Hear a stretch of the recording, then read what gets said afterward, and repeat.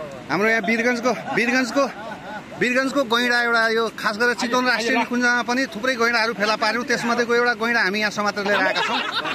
साथीहरू, यतिखेर हामी मकवानपुर जिल्लाको हेटौँडा भन्दा उत्तरतिर राप्ती खोलाको किनारमा खोप्लाङ भन्ने ठाउँमा हामी आइपुगेको छौं।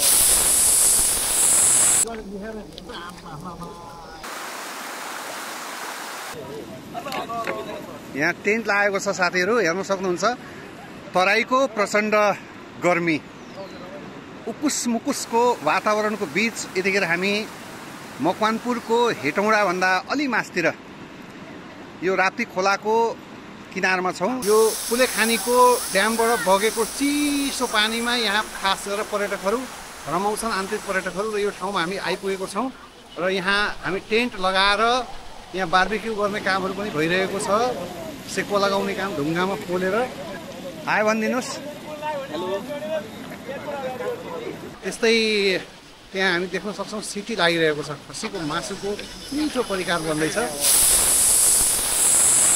साथै यहाँ साथीहरू रमाइलो गरेर यहाँ बार्बिक्यू गर्दै हुनुहुन्छ। हेर्न सक्नुहुन्छ ढुङ्गामा मासु पोल्ने काम पनि फटाफट भइरहेको छ। मन मिल्ने साथीहरू यसरी खोलामा जम्मा भएर रमाइलो गरेको आफ्नै ठाउँमा छँदैछ। यसको रमाइलो बयानै गर्न सक्ने छैन। हामी देखिरहेका छौं हाम्रा सबै साथीहरू यहाँ रमाइलो गरिराख्नु भएको छ। तपाईले यहाँ देख्न सक्नुहुन्छ।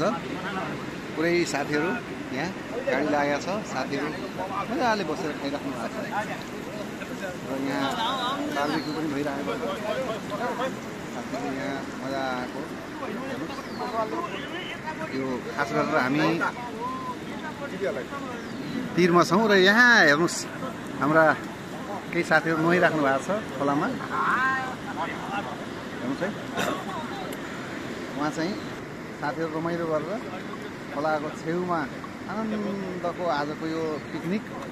यो खास गरेर गर्मीको समयमा जुन अहिले तराईमा प्रचण्ड गर्मी बढेको छ, यो गर्मीलाई छल्ने हिसाबले आज हामी यसरी राप्ती खोलाको छेउमा आएको छौं। मकवानपुर हेटौँडाको यो ठाउँमा साह्रै रमाइलो छ।